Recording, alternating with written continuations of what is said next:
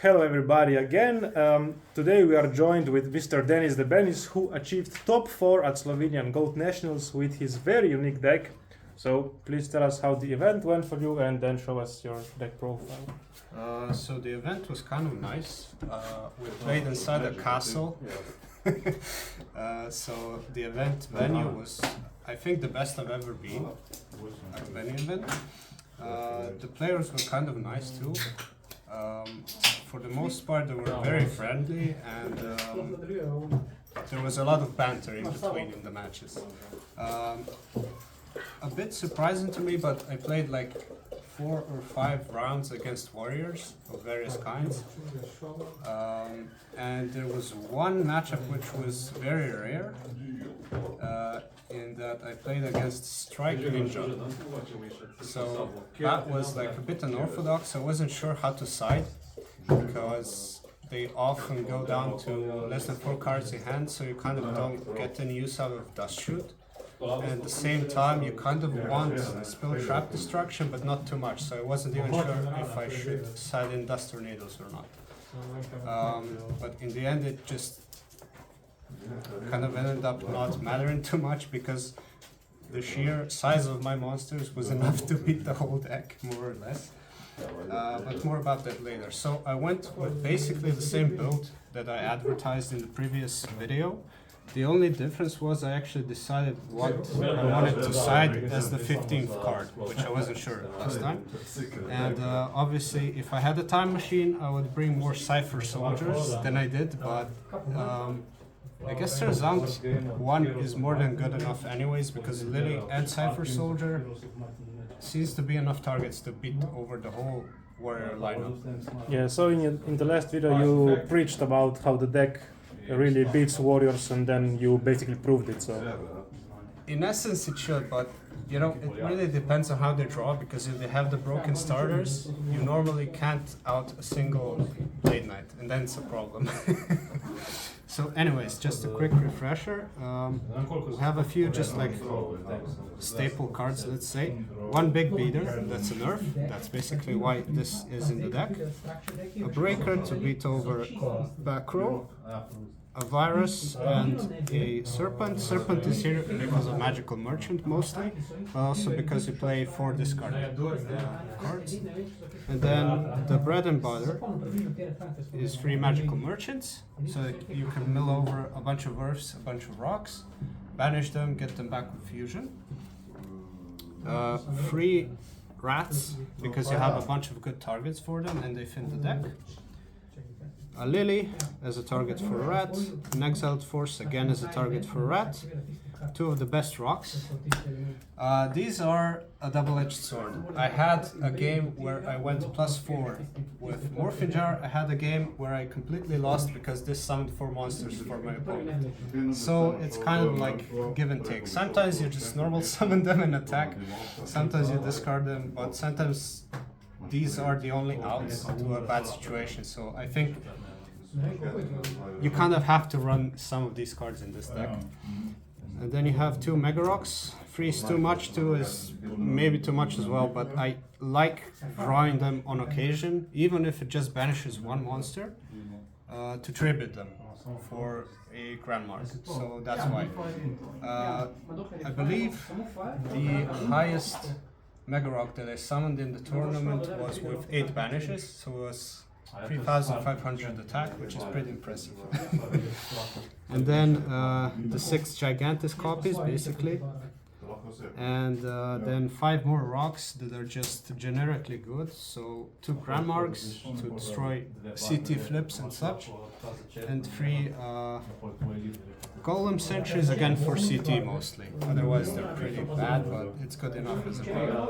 And then you have the 5, 6, 7 power spells. These 3, as per usual, heavy Dimension Fusion. I only run one, you can run two. The problem is if you run into a lot of Burn or Warriors or similar decks, you are paying 2,000 and dying on the spot. So it's very bad to draw these cards willy-nilly. That's why I only run one. But against other decks you need it because it's your ceiling. If you don't draw this, it's normally pretty hard to beat over stuff. And then you have Snatch and MST. MST is mostly here because of enemy Snatch. And maybe like level limits and stuff like that. Snatch is just Snatch. And then, again, I have confirmed this theory many times, but this tournament especially, Nobleman was great. It was the key card, so that I didn't get walled by spies, so that I didn't get randomly cock blocked by some, I don't know, Knight Assailant or whatever. And if I didn't need it, the deck has enough discard so that you still can just use it as something, at least it's not rotting in your hand.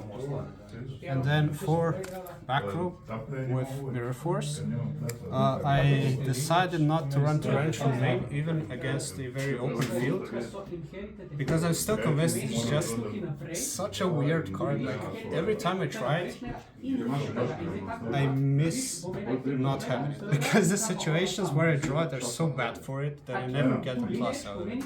It's at best a -1 or an even break. But if I have to basically run torrential just for those situations, I think I'm better off just running one more monster, you know, like a serpent maybe. Anyways, this is the main, the same as in the last video, and the side is basically the same too. So you made no changes at all? None.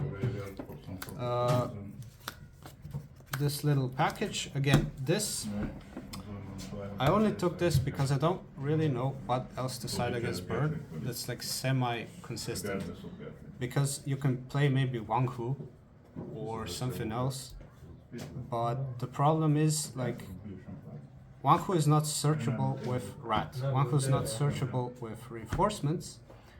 And then I don't really know like how else I could really improve the Burn matchup so consistently. And you only really have like 1 or 2 spots for it anyways. So I chose to do this anyways because it's good against control and against stall decks and against Burn, and also include the 2 Dust Tornadoes. So this is how I tried to cope against Burn, which normally you just hard lose to, and you probably still do, but this at least gives you like a 40% chance. So, and then the normal free Dust Shoot, free Stein. This is for combo and CT and stuff like that. And then 1 torrential again, in case you're playing against something weird where you need it. 1 more break. This came in clutch because I played against a Chaos Control in top 8, and this was the only card that allowed me to actually push for game, because otherwise he'd constantly make 1000 Eyes Restrict and just let it sit on the board, and naturally I couldn't draw this, so I couldn't win. So he figured out that you are very aggro plan. Yeah. He would basically make it on an empty board if he could, and then wait and try to OTK. But every time I drew break before he could assemble an OTK, actually I think once he missed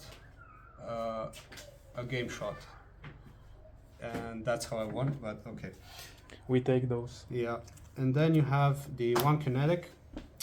You could play 2 again instead of the Dust Tornadoes, or again instead of this one. But as I said, I think the Warrior matchup is good enough that you can afford one of these like flex spots for decks that are less common but are super crucial. Like you already have like a 30% win rate against them, and if you don't improve that in a long tournament, you're probably just gonna fall out eventually. That's why I think this is probably optimal for this deck. Yeah, that's it.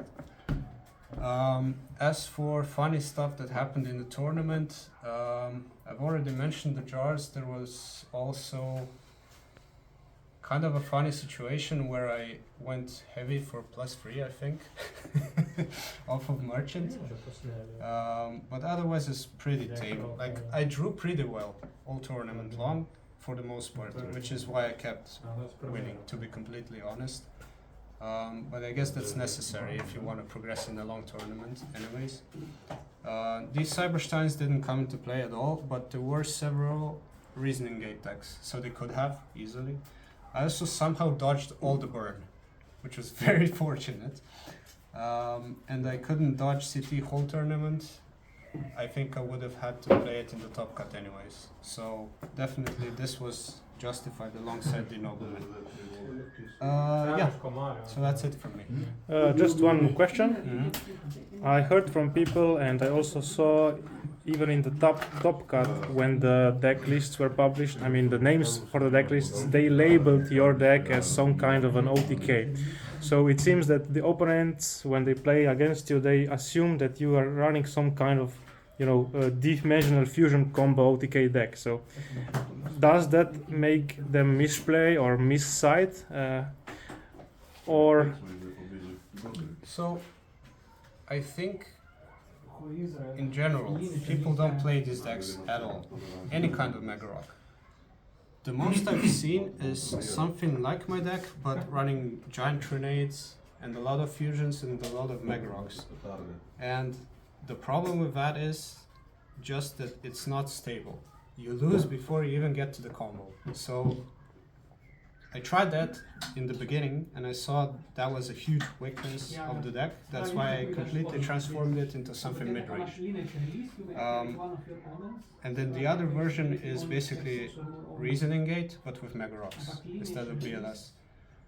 So since that is what people, as far as I've seen, mostly play, I think that's kind of normal to expect my opponents to decide as if I'm full combo, like with judgments and everything, which is kind of good anyways. And I also didn't really see any missiding, because as soon as they see rock beaters, they're going to side Sakuretsu. As soon as they see some of the combo codes, they might side in Dark Shoot, they might side in Judgment. And so it's kind of hard to miss side against it anyways, because even if you play it like a mid-range deck, the crucial elements that people struggle against are the same. So beaters and a couple of combo cards, and that's it. The rest is just generic junk, So no, I don't think it actually gives you much of an advantage siding-wise. It's just an advantage in the sense that maybe people will use their traps a bit suboptimally, and that's it. Okay, thank you very much for the deck profile, and I hope we see more success from you in the future. So.